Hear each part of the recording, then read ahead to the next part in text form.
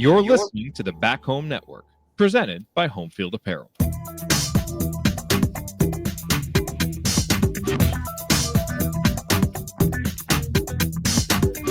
Welcome back to Crimson Cast. Galen Clavio joining you here. It is Monday, December 16th. And folks, it is playoff week. Round one for Indiana as they get ready to take on the Notre Dame Fighting Irish this coming Friday up at Notre Dame Stadium in South Bend. Indiana's first ever playoff bid, which, but also really you got to go all the way back to the Rose Bowl appearance in 1967, or technically 1968, I guess that was New Year's Day, to see Indiana in a postseason game of this magnitude. And that is the truth. And so we've been trying, if you missed our podcast earlier with Mitchell Page, go check that out, as he had some great thoughts to get things started. I've got some extra guests booked throughout the course of this week that we're going to try to tackle, but we wanted to start things off with Taylor Lehman from Bison, who has been our constant companion throughout the course of the year as we have been doing previews and talking about what's going on with this team. Taylor, good to see you, and happy playoff week, man. It's hard to believe it's actually here. Yeah. First of all, thanks for having me on. But also, it's been weird. Sometimes I ask myself, am I in like some sort of like simulation? Like what's going on here? And then also, like, I was raised a reversible jacket fan. And so this is a really, really, and like a lot of my family, like my grandfather and my uncles, they're all like Notre Dame fans. Yeah. And so this is like a really interesting matchup for me personally. But I will say I have talked to some of them, and a lot of them are pulling for Indiana, which is, really interesting to me. But it's a fascinating phenomenon. And, the reversible jacket thing, I mean, I've never really cared that much about it. It's funny to me mostly because it's like the one thing that Purdue fans think is an insult when it really doesn't resonate with most of the fan base. But a lot of the reversible jacket thing has been because these two teams never play. The fans have never actually been confronted with the idea that they have to choose between the two. And so as a result, now that they're having to choose, I think you're starting to see some people being like, actually, I like Indiana a lot. So that's been fun to watch that evolve. And I mean, where you're from Northeast Indiana, that's very common. And it's one of those things where I think ultimately what we're seeing from Indiana this year in terms of program building and whatnot, this is how you get some of those folks to finally maybe turn the way that they're thinking about things. And so we'll see what happens. Obviously, this game could go a long way towards that, but it's just the first step in a much longer set of things that will happen, including a series between these two teams that we think is going to happen in 2030 and 2031, and hopefully beyond that as well. But I don't think it takes that much, It just takes, for them knowing people who went to one of the schools, like exactly. It doesn't take that much. Yeah, but no, you're right. It's just a really interesting dichotomy, I guess. Yeah, it is. And we're going to talk about not so much that, but we're going to talk about the dichotomy between these two teams. Really interesting matchup and kind of a Rorschach test from a not just a statistical perspective, but also just from a general like perceptional perspective. You can kind of look at what these teams bring to the table and create whatever narrative you want and be able to point to statistical factoids that will support what you're thinking. And so we're going to talk about that certainly as we go through things. But first off, just a reminder, folks, that we are here part of the Back Home Network, and that includes Assembly Call, includes the Doing the Work podcast, includes Bison Chat, which has been on Tuesdays throughout the course of the week or the year, I guess. All of those brought to you by HomefieldApparel.com, your place to go for the finest in college fashions, the softest fabrics, the coolest designs. HomefieldApparel.com just launching their knit sweater collection, which has been interesting to a lot of people. But I think for most of the people in our audience, what you're really looking for is Indiana college football playoff apparel. And this is, it's one of those things where like this was immediately ordered. I'm going to pop it up on screen here. You can see those beautiful Indiana versus Notre Dame. Like what a collector's item, Taylor. What a way to commemorate this by getting a hoodie or a crew neck or a heavyweight tee. And it's not just that one right there.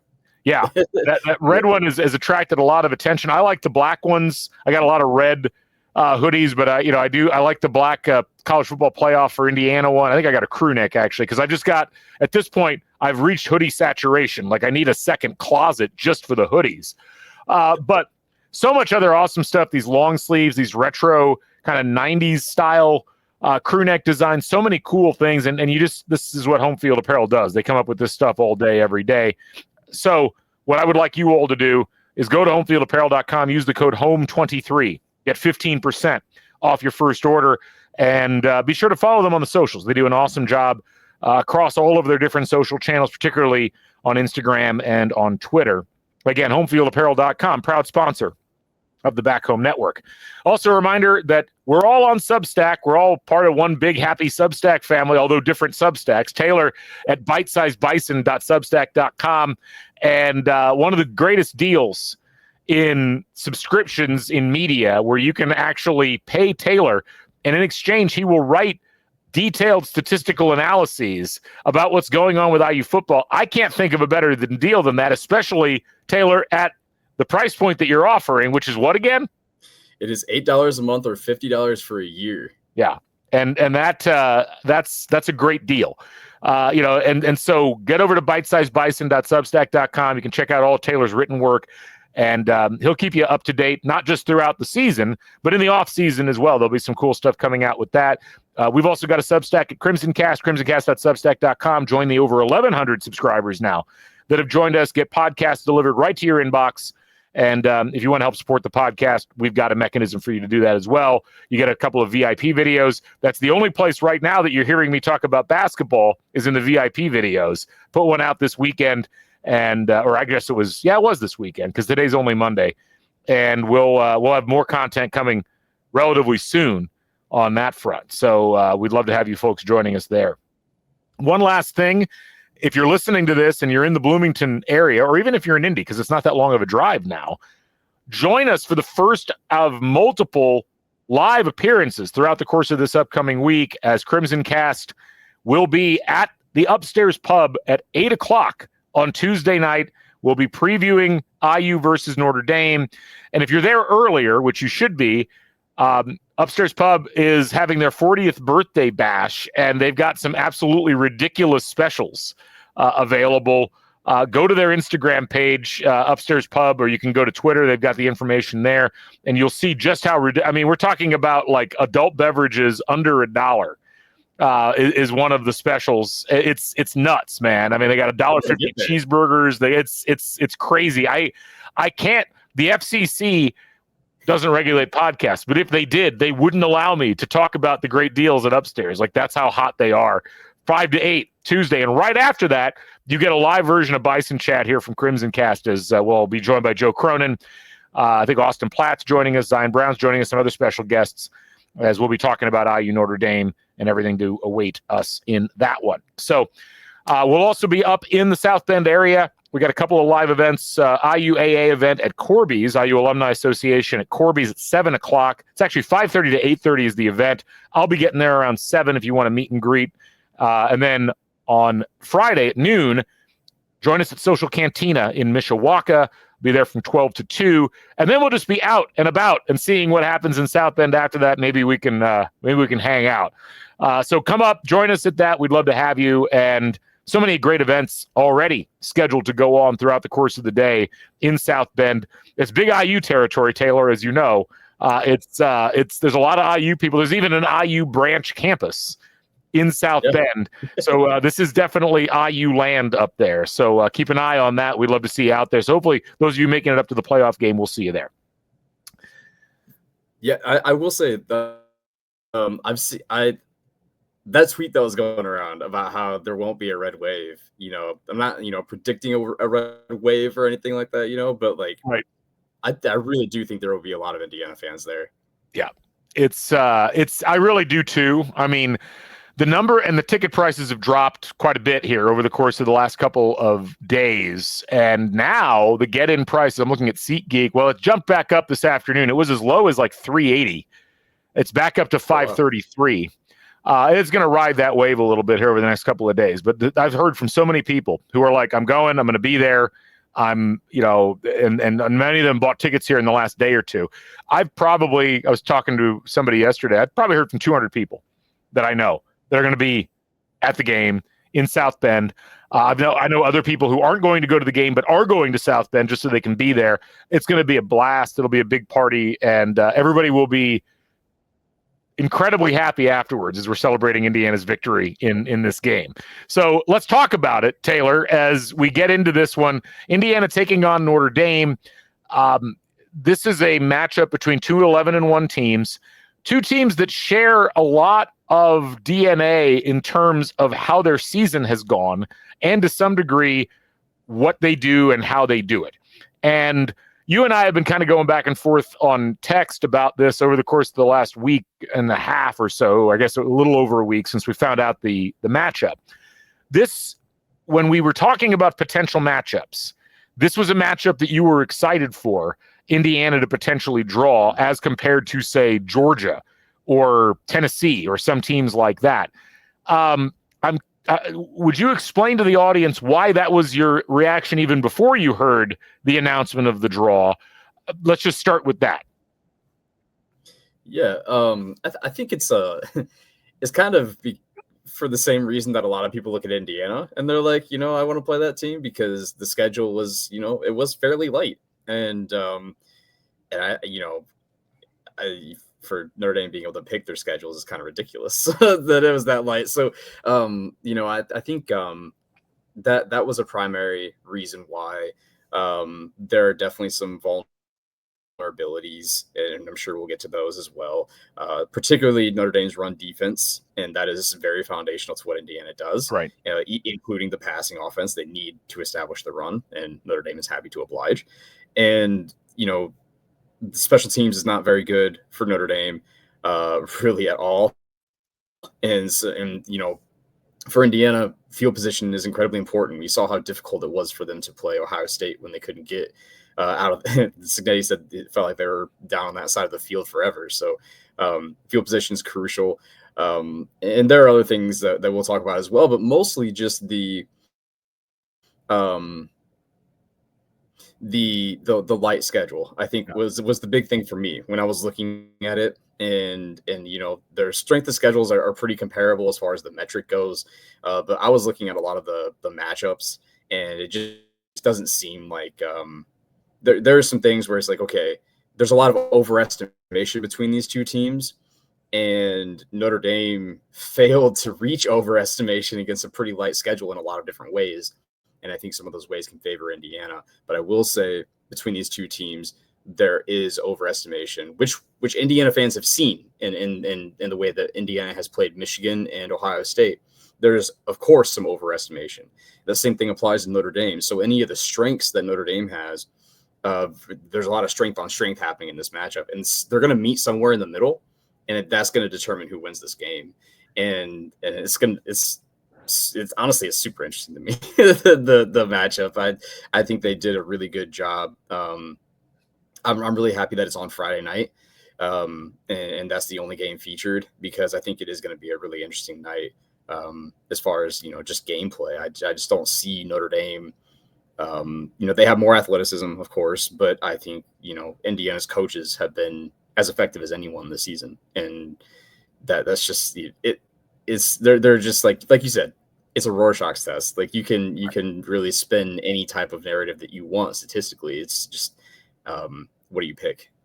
Yeah, it's going to be really interesting on a number of levels, and I think so much of it really comes down to a couple of things in particular that you've already drawn attention to. Like one of them is, what exactly are we going to get out of two teams who are clearly good, but we don't know how great they are, but in a college football season where that kind of applies to everybody.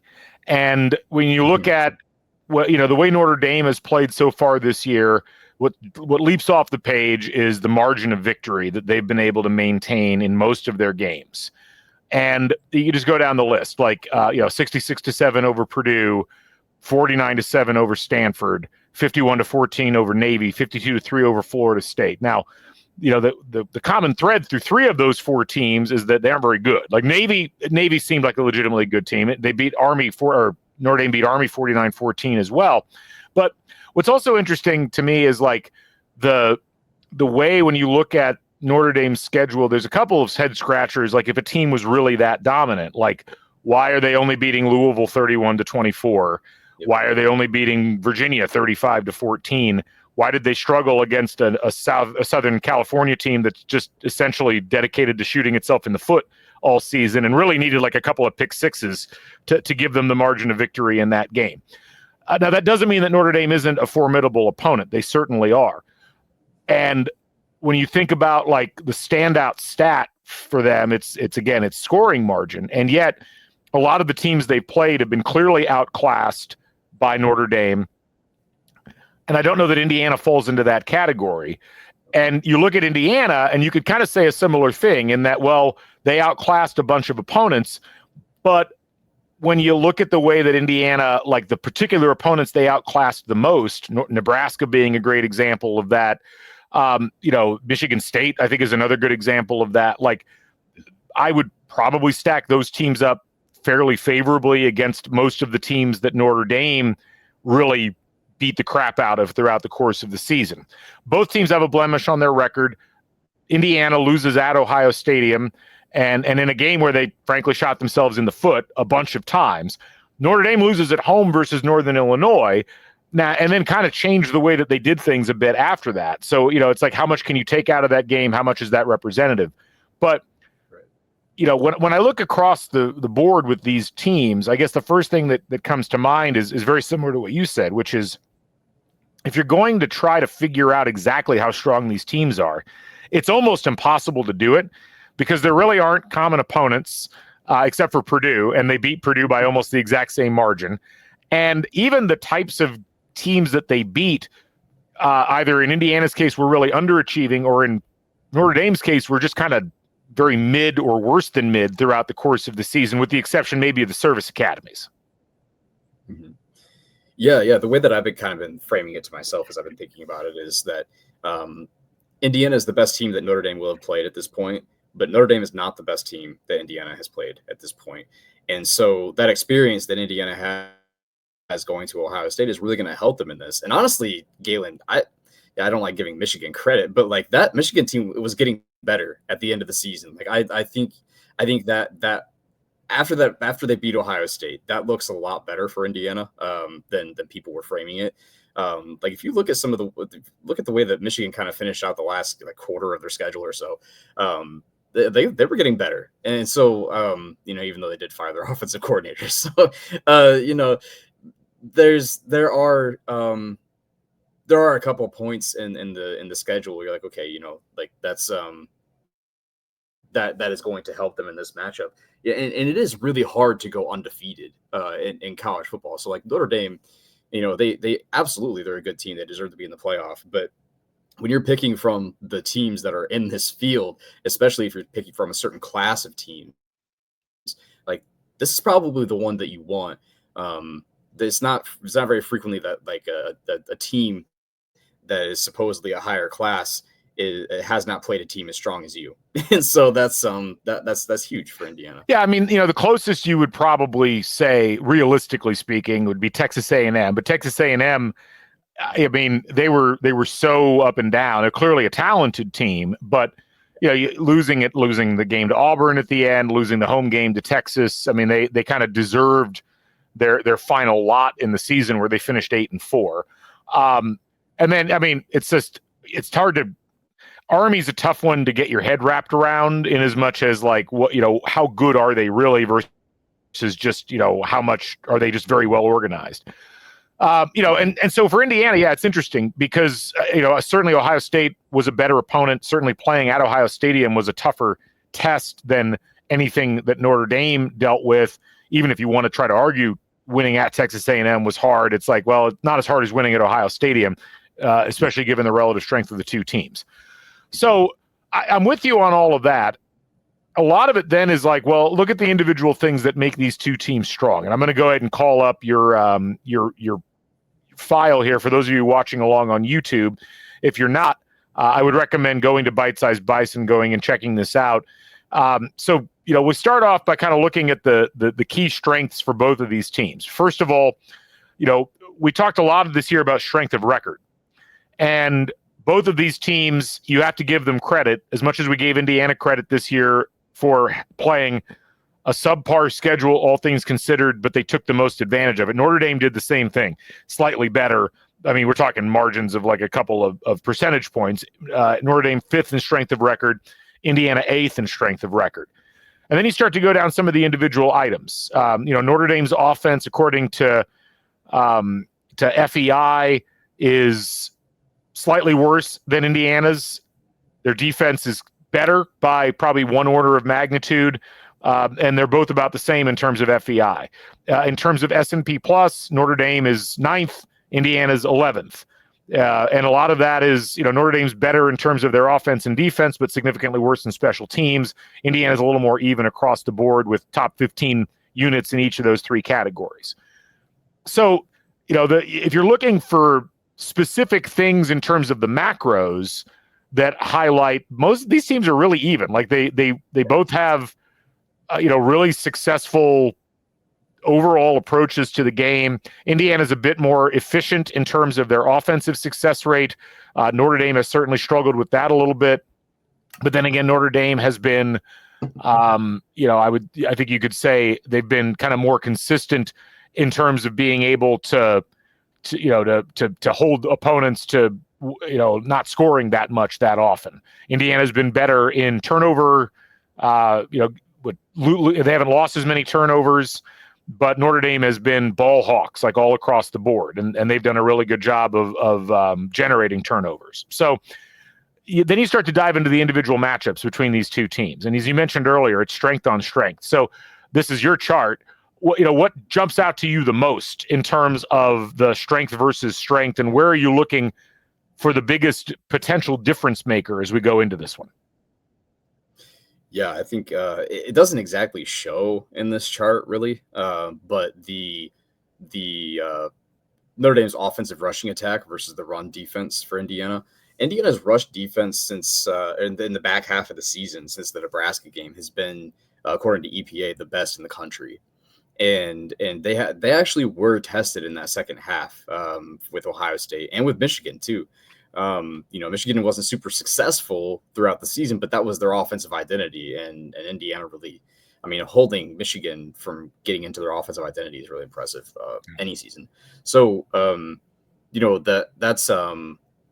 that's one, because it doesn't really show here because the success in rush, Notre Dame has they're ranked 35th for their rushing success rate, and Indiana is 11th because they got off to a slower start against the rush. So, I think that's the big strength on that side of the ball. And then the other side of the ball is it's going to be passing versus pass defense. So Indiana's passing attack versus Notre Dame's passing defense. They have some really effective defensive backs. They have a really effective interior pass rush, which is something that's a little unusual for Indiana this season, except for maybe Michigan, because they have Mason Graham on the inside. So that's something that I'm watching for. So Indiana is ranked number 1 in offensive passing success rate, and Notre Dame is ranked 8th in the country in defensive passing success rate. Those are the strengths on strengths. But when it comes to Indiana's offense, I'm watching them running the ball because Notre Dame is ranked 101st in allowed rushing success rate. And, there is a conception that because they played 2 service academies that this would be influenced. So you would assume that the service academies would find a bunch of success on the ground because that's what they do. They don't really pass. They're not very good at it. They're like Navy and Army are in the bottom 3 in the nation in passing attempts. So, but that actually doesn't affect these statistics as much as you would think, because Army didn't really have a great rushing game against Notre Dame. Navy had a pretty good rushing game, but neither of them had a very good passing game. And then there are several opponents too that ran the ball just as much as Navy did against Notre Dame. Just to throw this in, like Navy carried the ball 43 times for 222 yards against this Notre Dame defense. Army 58 times for 207 yards. And even USC, who I wouldn't really think of as a running team, carried the ball for 197 yards on 28 carries. That ran for 7 yards a carry in that game. Sorry, go ahead. Yeah, no, yeah, that bridges exactly into a point that I've kind of been, or a drum that I've been banging throughout the week, which is, USC actually has been sneaky. Like according to analytics, their rushing attack has actually been sneaky effective, and so they actually have on Notre Dame's schedule, USC had the highest rushing success rate of any opponent that Notre Dame played throughout the season, and they're the only ones that are higher than Indiana. And USC averaged 7 yards a carry. So, I think Mike Shanahan is really going to be looking at getting some effective scheme in the rushing attack. I don't know if Indiana could beat Notre Dame simply by running the ball, which is something that we could talk about when it comes to the weather. Yeah. But it's really going to affect how Notre Dame can defend the pass, which is their strength on defense, causing havoc from defensive backs. In the college football playoff field, Notre Dame's defensive line is pretty ineffective when it comes to creating havoc. Riley Mills on the inside creates a lot of passing pressure, but overall, their individuals along the defensive line are not as good comparatively. So that is something that is in Indiana's benefit. But I mean, the defense for Notre Dame it really is kind of similar to some of the things that Michigan and Ohio State did, which was sending linebackers on blitzes or stunts along the defensive line. I think the interior offensive line for Indiana is going to have to really step up. But yeah, I mean, that's the big thing, like establishing something on the ground, which they can do to attack Notre Dame's strength on defense. But then Galen, you could also say that, Notre Dame hasn't seen a passing attack like Indiana, right? And it's not even close, really. They kind of got torched by Georgia Tech and by Louisville, and those two teams are they have analytically have effective passing attacks, but not like Indiana, right? And then USC, they averaged 7 yards a carry, and then got into the passing game that way. So the two teams, Louisville and USC, they like to run to get into the pass this season anyway. And Indiana also likes to do that. And both of those teams found success in the air. So there are ways to get there. I think that's the way that Indiana is going to try to do it. It's going to be, I think, very fascinating to watch as some of the different elements come into play that you just highlighted. And sorry, that was a lot.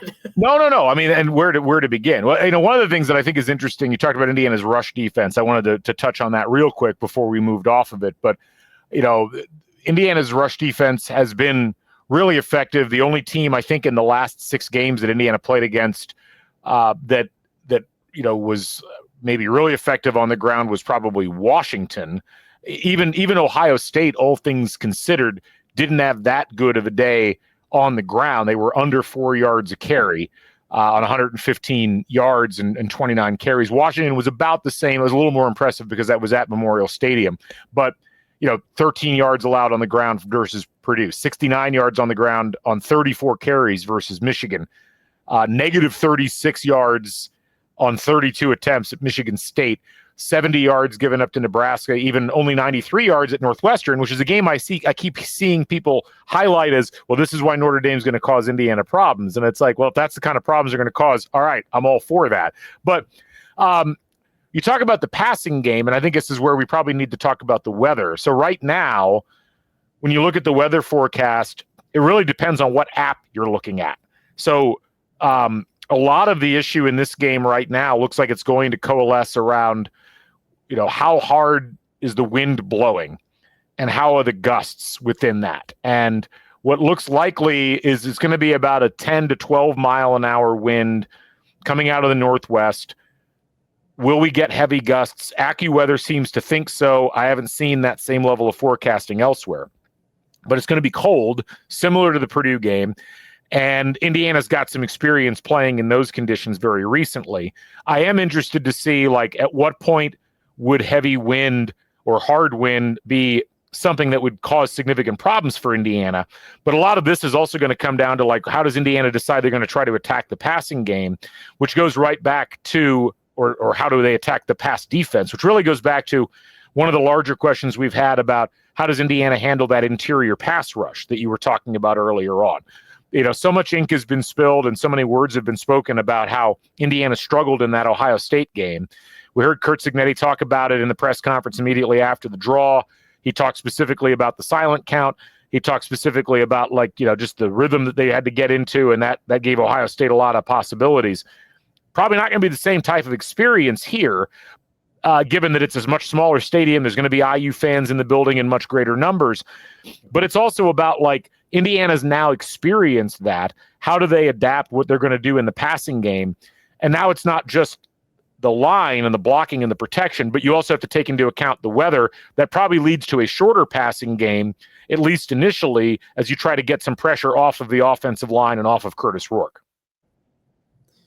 Yeah, no, absolutely. And I think what we saw against Purdue is that Indiana, I don't think Indiana's going to be scared out of throwing the ball in the cold and even the wind, because they threw 31 times against Purdue. I think you're right, Galen. I think it really gets into what you were saying about the short passing game. I would just like to see more from that from Mike Shanahan anyway, because we know that interior pass rush is coming, and you have to find ways to keep them from obviously Ohio State, and Mitchell Page talked a lot about this on your podcast. I thought it was really good, about how Ohio State was able to time their blitzes, and not even just the blitzes, but just getting the first step off the line because of that, silent count. And I think he also made some good points about how you can complicate the silent count, and I think they'll probably go somewhere in that direction. And honestly, they might not even need the silent count, but I think, I would like to see, okay, yeah. Sorry. The Notre Dame does a lot of man-to-man coverage in their coverages, and probably the most that Indiana will have seen this season. And the slot receivers are going to be really important in countering something like that. I think Keyshawn Williams and Miles Price are going to be really important in this game because of that short passing game that's necessary. Mike Shanahan likes to use Miles Price in the screen game. That's pretty much the only receiver he really likes to use in the screen game. So that's crucial. And I think, the screens will be important in keeping Notre Dame from, getting too fast in the pass rush. And then just using Keyshawn Williams in mesh concepts, and then eventually take shots to Omar Cooper. And so I think the passing game already has to be short anyway, right? And so I don't know if like you were saying, I don't know if the weather will really affect that as much. But yeah, like you were saying, there's no way to guarantee that that's the way that they're going to choose to attack the Notre Dame defense. Right. And that to me is one of the most intriguing things about this, because you look at Indiana's offense and they can run the ball. We've seen them do it. And run it very effectively. So much of it is going to be where are the points? All I've heard all week, really for the last week and a day, I guess, is how great Notre Dame's defense is. And it's just kind of they can stop the run and they can pass rush and they also cover, really well. And it's they don't do they can't do all of those things, I think, to the degree that one might think. Now, if they do, obviously the game's going to be over real fast. But as you say, a lot of it is hard to parse in terms of how good is Notre Dame's defense versus how bad have the offenses that Notre Dame's been playing against. And I don't think we really know, because even the really hyper efficient offenses that they played like Army, there is a clear talent disparity there that Notre Dame was going to be able to take advantage of. And you look across the rest of what they did, and again, it's hard to take USC that seriously. They didn't even average 30 points a game this year offensively. They played Texas A&M. Texas A&M barely averaged 30 points a game. Georgia Tech scored, they only scored 13 points against them, but Georgia Tech averaged 28 points a game. So Notre Dame's defense might be amazing. I don't think we've really seen it against higher caliber competition, particularly a team like Indiana, which has been so hyper efficient and has enough talent that you just can't take them lightly. Yeah, exactly. And I think that kind of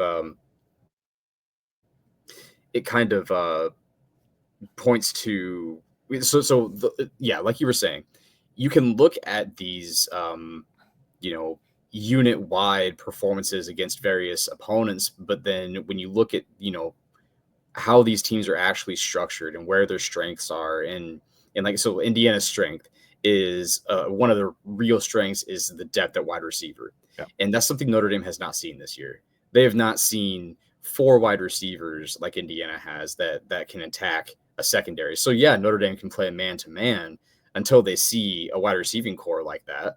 Like then, you know, then you get Zach Horton involved in the passing game, and you know, like good luck, and also stopping the run at the same time. So like you were saying, they can't do it all, and no team has been able to do it all against Indiana. Indiana has found success some way on offense, even in their worst game against Ohio State. The rushing attack, you know, looked like they didn't stack up a bunch of yards or anything, but because they kind of got away from it. Right. But you know, they looked effective in the rushing attack against Ohio State. The game script also didn't help that, but right. The, you know, like you were saying, this Notre Dame defense is not all encompassing. They're going to surrender success to Indiana's offense. It's just where exactly will that be? Yeah, it's again, there's just a lot of really fascinating little things going on in the mix here, and again, I think what makes this such a unique and interesting matchup is we don't. I feel like both of these teams were kind of grown in a laboratory, and we haven't really road tested them that effectively yet, and that's, you know, I think you can look at Notre Dame and you could say, well, I could see slight reasons why Notre Dame would be the team that you might think would be, you know, have a better chance of victory, even taking out the home field advantage, you know, because of how effective they've been in certain aspects of things. But then it comes back to, well, they've been effective in that perhaps because they haven't played teams that can effectively defend them in the running game, you know, and you go through and you look at, like, Notre Dame's rushed for almost 2,700 yards. They're averaging 6.3 yards per carry. They've rushed for 40 touchdowns. That's kind of their bread and butter. And, you know, nobody held them under, I think the lowest rushing total that they had in the year was 117 that they rushed against Louisville. They rushed for 123 against Northern Illinois. They rushed for 168 against Georgia Tech. It is impressive that in the last 5 games they played, they rushed for 200 or more yards in each of those games, and including the game against Army where they rushed for 9.4 yards per carry. But even that, it's like, can you pull that apart from the talent disparity? You know, is that something that a stout rushing defense like Indiana is going to be able to thwart? Or is it a situation where Notre Dame is just that overwhelming on the ground that you can't do anything about it? That is going to be a really interesting thing to watch. Just like IU, you know, as hyper efficient as they've been on offense, is that something that this, you know, apparently from a statistical perspective, stout Notre Dame defense is going to be able to stop? I just don't think we really know. And I am really fascinated to see how that plays out, because even if you want to take some of the games that Notre Dame played and say, well, there's some reasons why we think Indiana could be effective, a lot of their worst games were at the very beginning of the year, and it appears that they have evolved quite a bit throughout the course of the season. Yeah, and like you were saying, Galen, the and this is just more statistical comparison, you know, like we were just saying, but you know, Notre Dame has found a lot of efficiency on the ground, especially in the last like 5 or so games. But I was looking into like how effective are those defensive fronts that they're playing, and Florida State statistically is the best one. They rank 79th in front 7 havoc rate. Like, that's really not good. Yeah. And Notre Dame's entire average, like the average across their entire schedule, was ranked 77th in front 7 havoc rate. They haven't really played good front 7s, and Indiana's has been the best. And you know, like we were saying though, fairly untested, you know, like Michigan and Ohio State, and then, you know, they had that rough game against Washington, and that's really it. And so I think the Notre Dame offense has a lot of talent. Of course, Jeremiah Love is incredibly talented. Jadarian Price is massively explosive, and Riley Leonard he runs the ball better than any quarterback Indiana's played. And, you know, you can point to the Northwestern game, and I kind of broke this down in the preview too for Bison. You point to the Northwestern game because Jack Lausch got 38 scrambling yards against Indiana, and that's the worst. But you know, we're talking about designed yards here, and I don't know if and that I like Bryant Haynes' comments about it today, where he was saying, you know, like when the quarterback runs, he gets hit, and I was like, oh, okay, that explicit sentiment is something that you don't really hear that often. And so I was like, okay, you know, that's the attitude that this defense is coming into this game with. And that, if I'm Notre Dame, like, I don't know, that's a little frightening to me, because like this offensive line, it could be, you know, it's graded great, but who have they played? I mean, not really anybody fearsome. So this is the best front that, you know, that Notre Dame has played statistically. This is the best front, and this is not the best offensive line. And well, I mean, it is the best offensive line, but it's an untested offensive line in a way that, you know, in Ohio State's offensive line it was already tested. It was tested by Oregon and other teams before that. So, you know, like, is this the best offensive line Indiana's seen? I personally don't think so, but you know, we'll see how they play on the Friday. Yeah, I'm really very curious to see how that plays out, and you know, there's all these little things, like you've said, where I think you can highlight evidence one way or another, and there's a lot of both these teams have some interesting statistical anomalies. Like when you're comparing some of their individual stats. Like I was looking up earlier, like if you look over turnover margin, you know, Indiana's generated 23 turnovers, Notre Dame's generated 28, but 11 of the 28 Notre Dame's generated came against Navy and Virginia.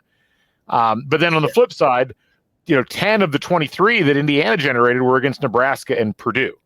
And so, you know, these are the kinds of things, even sacks. Like if you look at their defensive performances, Notre Dame sacked their opponents 30 times this year, but 8 of those came in one game. And that was against Florida State, who had pretty much given up by that point.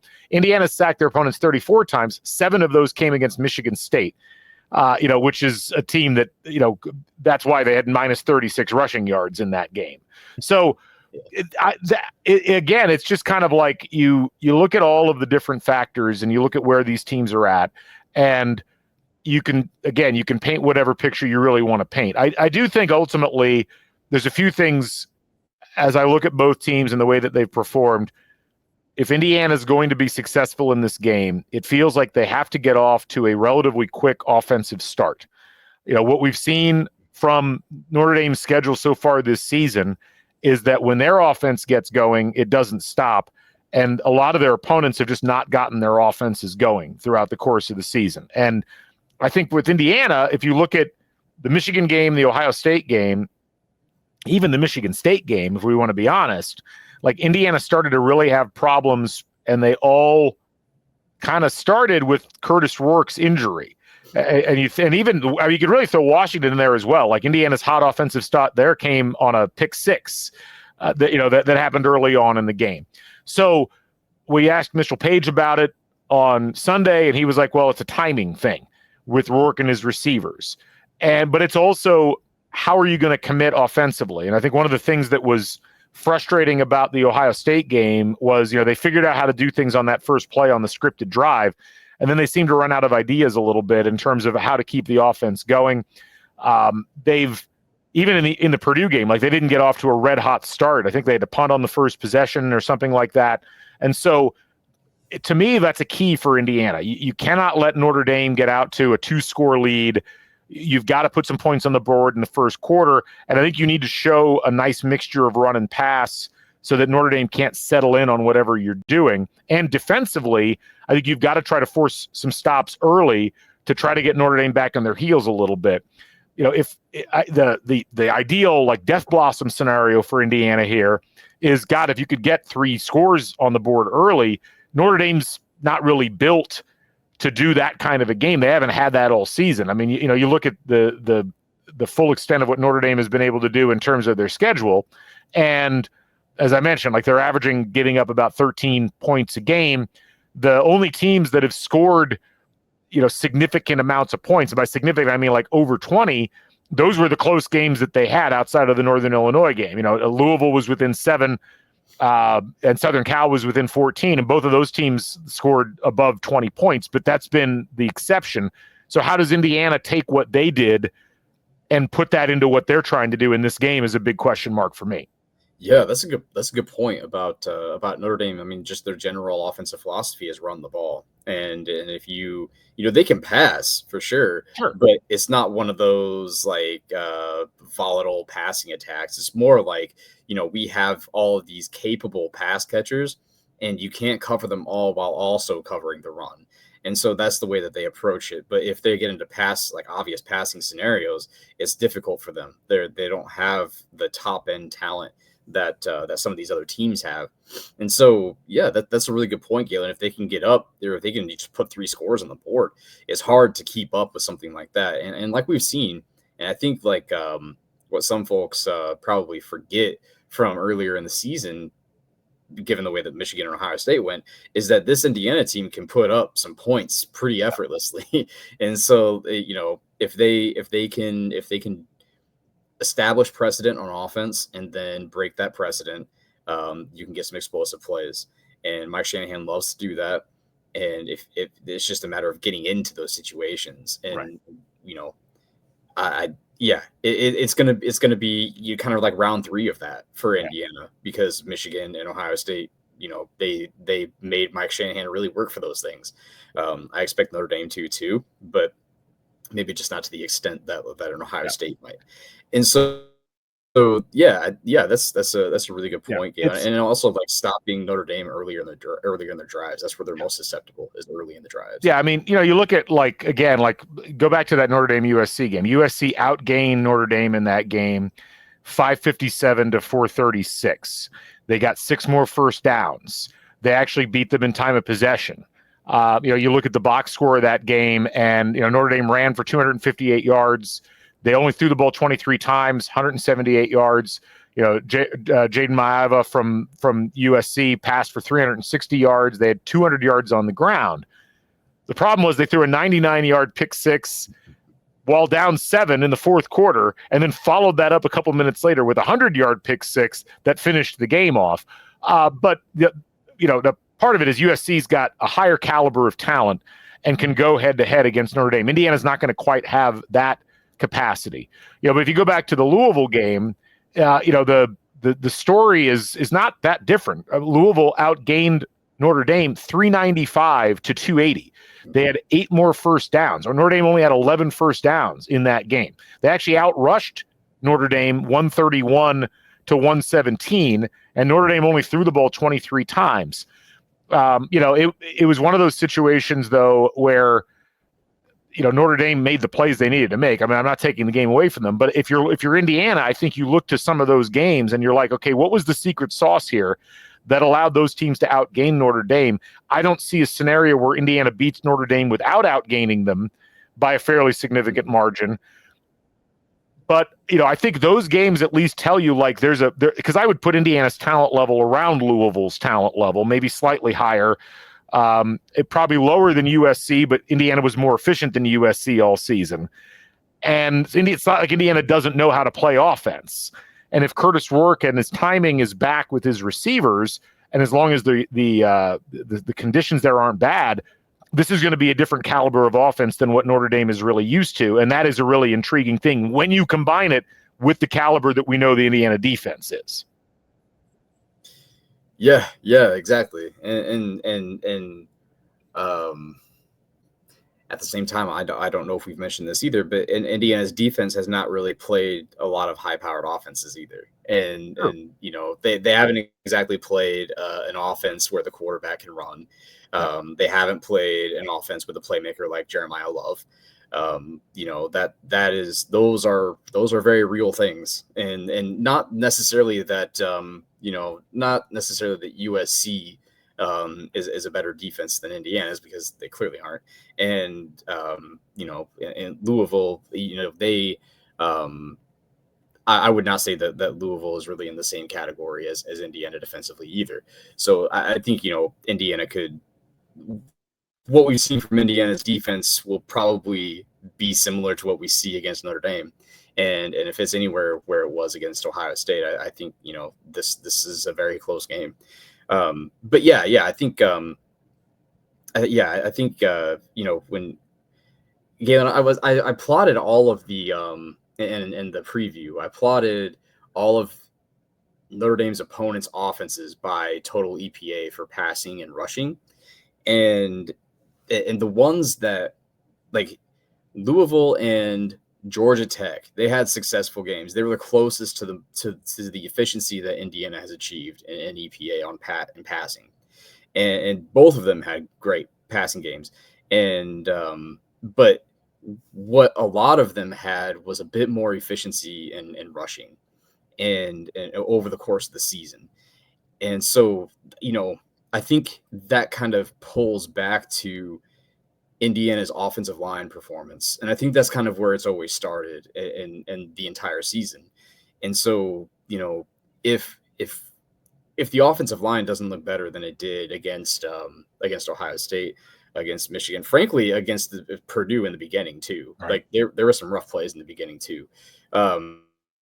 If it doesn't look better, it might be a struggle to get that timing, like you were talking about in the passing game. And then, you know, in the rushing game, I think there might be a bit more cushion, but yeah, that's something that I just keep coming back to, is just that interior offensive line and how that can really gum up some of the things that we're talking about here. Right. Yeah. I mean, ultimately it's one of those big things, like the Indiana's offensive line becomes like the key to so much. And it's really been the key to a lot of the season when you get right down to it. And if they can't protect Curtis Rourke in the passing game, and they also can't open up holes for Justice Ellison and Tyson Lawton to run through, it's a real tough sled, because, you know, ultimately if Indiana can't move the ball, you don't feel good about Indiana's defense being able to keep Notre Dame from moving the ball, just given how much muscle memory they have with having moved the ball. And yet, by the same token, Indiana's like got to figure out early, like, can we actually stand up physically to this Notre Dame defensive front? If you can, well, that opens up a lot. But if you can't, you're going to have to change the game plan in a way that is more effective than what they did against Michigan and Ohio State, who are, frankly, I think the two teams talent-wise that Indiana's played that are the closest to what they're going to see in this Notre Dame game. Now, I would expect there to be more contingencies in place. I'd expect Curtis Rourke to be, you know, hopefully fully back to where he was before in terms of his thumb health and just, you know, where that is. But you've got to have an early feeling out period, and it would be great to be able to do that while you're up by a few points, rather than being in a situation where you're having to figure it out on the fly. You know, I think it's a legitimate concern, and it's where, if we sound like we're equivocating here or we're not like taking a stand, it's really, again, I'll go back to what we said before. You can look at all of these numbers and you could say definitively Notre Dame's going to win. You could say definitively Indiana's going to win. I've seen pundits across the country doing one or the other, and to a degree that I'm not seeing with the other games, Taylor. Like, people do not know which way to land on this game. Has that been your impression as well? Yeah, and that's where like that's where, when we were talking about you know, you said these two teams are made in a lab because they're untested, you know, it feels like this matchup in general, because it's a lot of strength on strength, but a lot of strength that isn't necessarily as tested as other teams. And then also you just look at the trenches, and like, Notre Dame's strength is this interior defensive line, while Indiana's weakness on the offensive line is the interior. Like, everything is like designed to have been playing each other, to face each other at some point this season.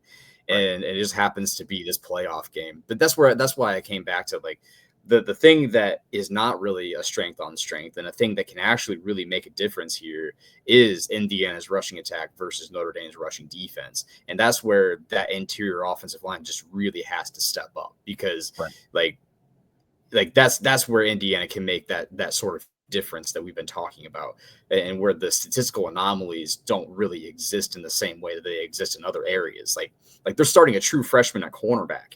And like, how long is that going to last? You know, is that going to last against Indiana? Can they stay in man-to-man? Like, I you know, it's going to be really interesting. It's going to involve a lot of great coaching at the end. That's what I'm really excited about in this, because like you were saying, like, Indiana has to identify if they can stand up physically against this Notre Dame defensive front.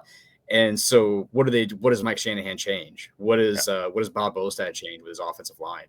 It's going to be really fun to like watch the ins and outs of this as far as adjustments go. Here's some trivia, Taylor. Let's see if you can nail this. How many games this year did Indiana allow over 400 yards of total offense?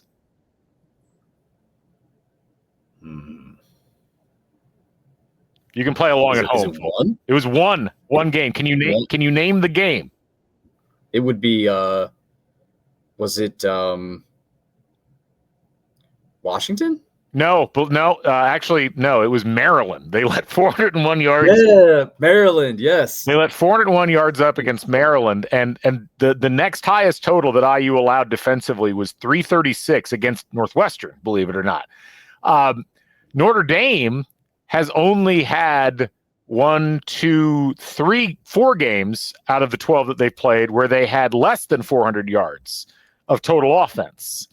So this and the last time that happened was the Georgia Tech game where they allowed 385, or where they gained 385. They're on a 5-game streak where they've been, 436 yards or better in each of the last 5 games. And so again, it's one of those where Indiana doesn't give up a ton of yards, Notre Dame gains a ton of yards. How does that play out in a game like this?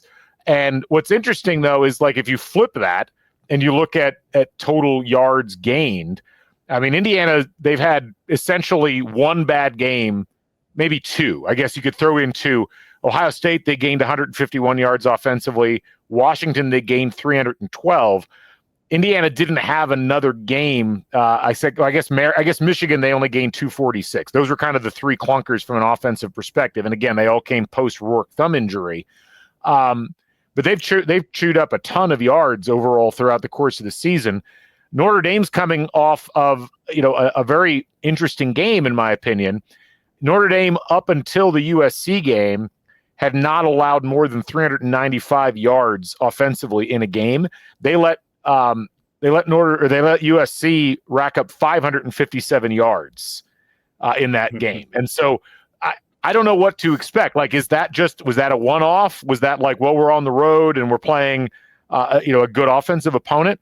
Or, what exploits have Mike Shanahan and company been able to pull out of that USC game? I need to go back and watch that game now. I can tell between now and the time the game starts, because it is really, especially in the passing game. And again, as you mentioned it, that was the only game this year where Notre Dame allowed over 269 yards passing, and they allowed 360, but they also allowed nearly 200 yards rushing in that game as well. So I am really curious if there's some things that IU can borrow from USC as they try to figure out how to best game plan against this Notre Dame defense.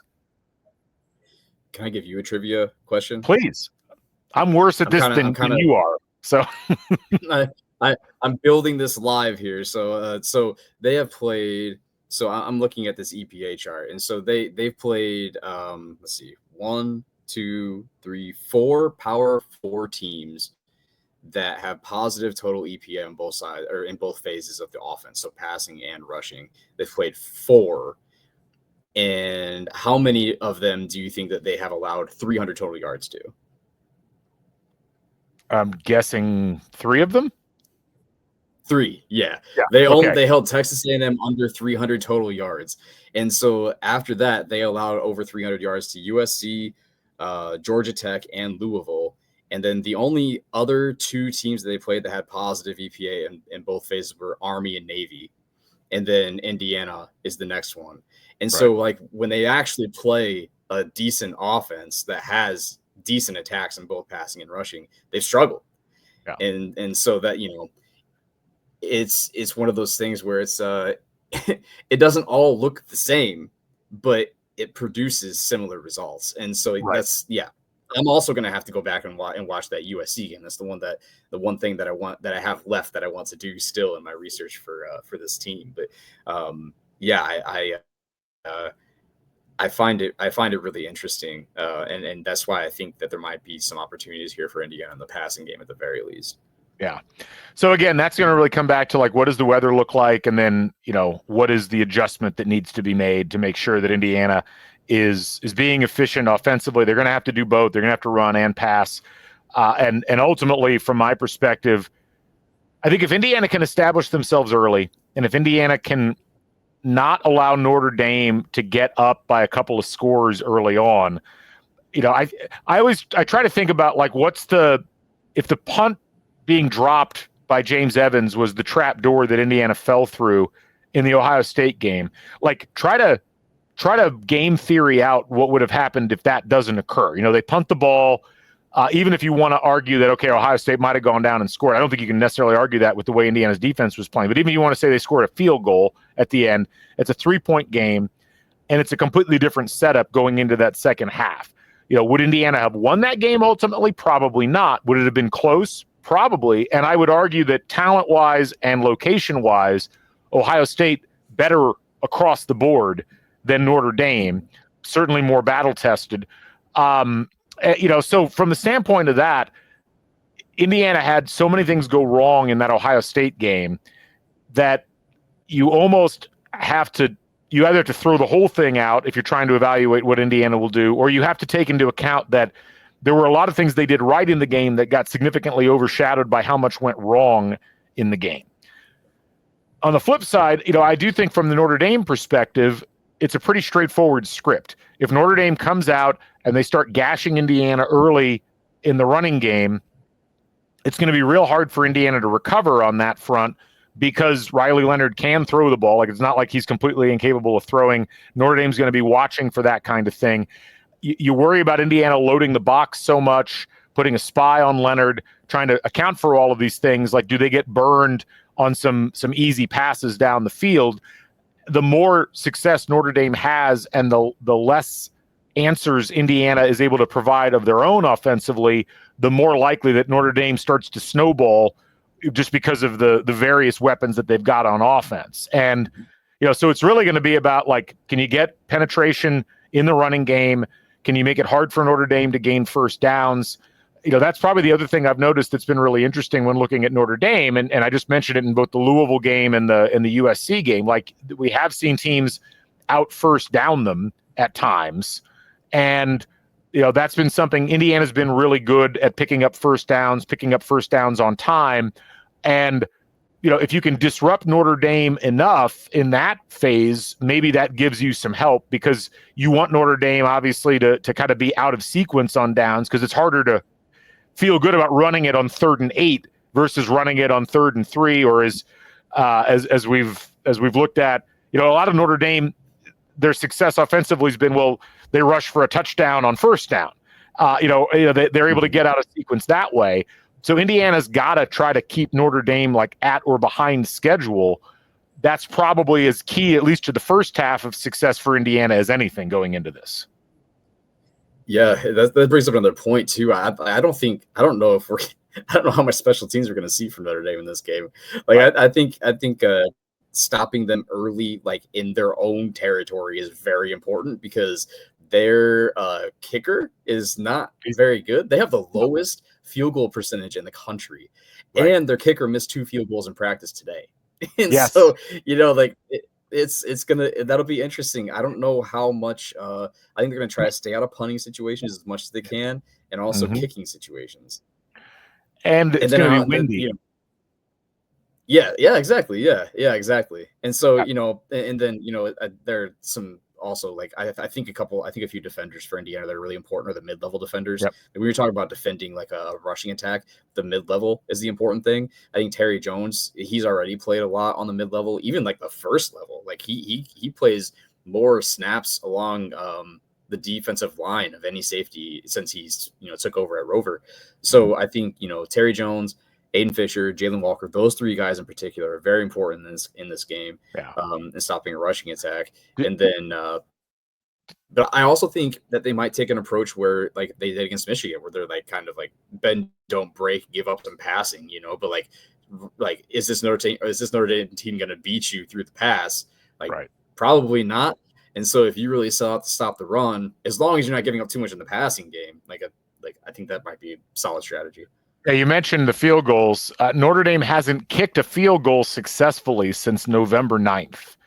And they've only made 3 field goals since the start of October. 3 total. They've made 3 total field goals in that time. They made 1 against Georgia Tech. They made 1 against Navy. And they made 1 against Florida State. They're 8 for 18 in field goal kicking so far this season. That is a potential advantage for Indiana, even though we haven't seen Nicholas Radicic that much. And yeah, passing game wise, it's interesting. Notre Dame has yet to eclipse. They eclipsed 250 yards once in the passing game. That was against Florida State. They had 252. And many of their games they've been at or below the 200-yard mark. I think six of their games they've been at 201 or less, and most of the time they're in the 150s, 160s, 170s range. And so again, it's like, does Indiana have the horses to be able to stymie the running attack? Would Notre Dame really be capable of pivoting and throwing the ball effectively enough? They've been very efficient. Like, I think one of the things that you have to give Notre Dame a ton of credit for, when they throw, they've been pretty accurate overall. The last, like USC, they were 18 of 23. Army, they were 14 of 18. Virginia, they were 22 of 33. They didn't have a great game against Florida State, but they didn't really need to have it there. Most of their games, with that one accepted, they've been at 66% or above, at least since the beginning of October, which is kind of really when I start the clock on how to look at that team now. So, that it is there for Indiana. They obviously need to be cautious of play action. They need to be cautious of situations where Notre Dame, tries to get them to completely sell out for the run. But I don't think it's not an impossible scenario to imagine Indiana is really effective in dealing with Notre Dame's rushing attack. And as long as Indiana can score to go and complement that, it does put Notre Dame in a tough spot. And it's interesting because I think the one thing, even if that scenario doesn't work out, even if Indiana's having trouble stopping the run, the one thing about Indiana that I would like still in that scenario is kind of what I liked out of USC statistically, which is that they can throw the ball. We know that they can throw it. As long as Indiana can figure out a way to get enough protection to give time, they can nip and, that's what they did against Michigan. It's how they got the lead that eventually gave them the win against Michigan. That was all built up with short passes that led to the Surratt touchdown, led to the Omar Cooper throw that allowed them to get down the field. That's what they've done all season so effectively, is nickel and dime you until they're half dollaring or dollaring you. That's a terrible metaphor. I'm not even sure what I'm doing there, but you know what I mean. Like they've been smart about not going for the home run until they get some guys on base, essentially. And I think if there's a success, that's the alternate path of success for Indiana. But I really do think ultimately, like, so much of this is going to come down to, can Indiana's defense stop Notre Dame's offense from what they want to do the best and force them into something else? And can Indiana's offensive line create enough of a barrier between what Indiana's choosing to do offensively and what Notre Dame's trying to stop, that it gives them enough time to operate within that environment? And that's, again, I don't think we really are going to know how that plays out until they get out there and they start playing. I think we're going to know relatively quickly how these strengths actually match up. And I think that's what makes this so intriguing, because it really does, like, you can do all the exercises in your brain, but it doesn't matter until the actual ball goes up in the air for the first time. Yeah, and I think there's one more player that is a factor that we haven't really talked about that much, which is the Notre Dame tight end Mitchell Evans. Mm-hmm. He's kind of coming back. He had a pretty bad knee injury last year, and I think he's probably at 100% now. He had a pretty good game against USC. He's caught 3 touchdowns in the last 4 games, and he's not exactly like, shifty like a Colston Loveland or something, but he's really reliable, kind of like I don't know if anybody watches the NFL, but like Mark Andrews is kind of a comparison that I would make. And just really reliable, probably their top target in the passing game. But he creates some matchup issues, because if you're talking about trying to spy on Riley Leonard, well, that's a linebacker thing, and if you're defending a tight end, that's also a linebacker thing. But then also, if you want to defend Jeremiah Love, that's probably a Jalen Walker thing. So like that's where it also becomes very difficult, and where we could see a lot of mismatches pop up and some bigger plays from Notre Dame through the passing game. But like you were saying, Galen, it's really hard to kind of plot it out, because we can analyze statistically and even on tape. I mean, you can analyze what they do. But until these two teams are out on the field against each other, it's going to be really hard to know. So that's why, it's going to be a huge coaching game. And I think this is where like Mike Shanahan and Bryant Haynes really kind of make their money, and also Tino Sinceri in his last potentially his last game with Indiana. So yeah, I'm really looking forward to it. Should be quite a matchup, and I still haven't even I haven't got my head around even what score to predict on this. But like SP Plus, actually, I thought that was pretty fair. I don't know if you saw what SP Plus's projected score was. I didn't. What was it? They have Notre Dame winning 28-24. Okay. 38% chance for Indiana to win. I thought that was pretty decent. I thought that was fair. Yeah, I mean, I will say this. I don't think either team, if there was going to be a blowout, I think it'd be more likely that Notre Dame would be the team doing the blowing out, simply because of the fact that it's at Notre Dame and you're relying on a rushing attack that's got multiple proven avenues of success. But I think it's most likely to be a relatively close game. I think both of these teams will stymie each other. It could be a relatively low-scoring first half. I don't think it's going to be a low-scoring game per se, in as much as I think both teams are going to get well into the 20s. I do agree, though. I think if it is low-scoring, it might favor Indiana a bit, simply because if it's low-scoring, that means they've managed to keep Notre Dame from doing what they've been doing for most of the last couple of months, which is racking up a lot of points. And so that's going to be a really curious thing to keep an eye on. Ultimately, both of these teams, they've had a lot of time to prepare. Both coaching staffs are good. I think both sets of personnel are very capable. And it really looks like a dynamite matchup in the first round of the CFP. I'm really excited to see what happens with it all. Me too. All the athleticism of the potential Heisman. Jeremiah Love had some Heisman buzz around him, which he has it looked like he has like a knee issue of some sort. And in practice, he was he didn't look like he was completely 100% in some of the videos I saw. But yeah, absolutely. Like, you want all the best players out there. You want this to be the highest powered matchup possible between these two teams, and see who wins. But I guess, Galen, I know these aren't like bowl games, but if Indiana wins, is that like a bowl win? Like, what are we calling this? It's better than a bowl win. And you know what? You stick that right up in the stadium alongside alongside the Liberty Bowl and the Holiday Bowl and the Copper Bowl. It's I've heard a lot of talk about that. It's like, well, man, I wish we were in a bowl. And it's like, why? This is so much better. And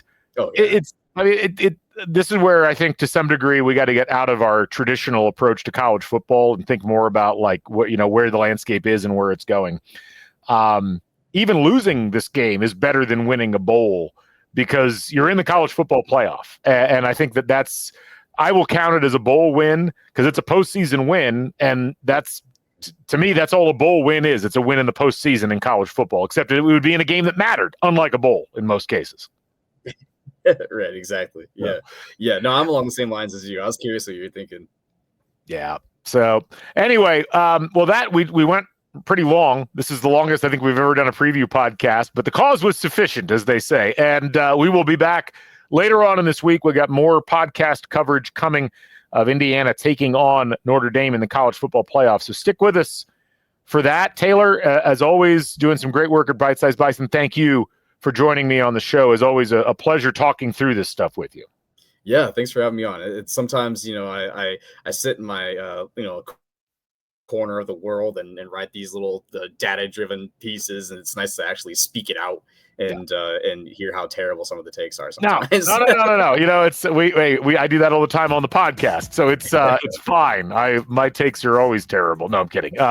No, Taylor Lehman from Bite Size Bison joining us on the show, and thank you so much. Thanks to all you folks for watching or listening.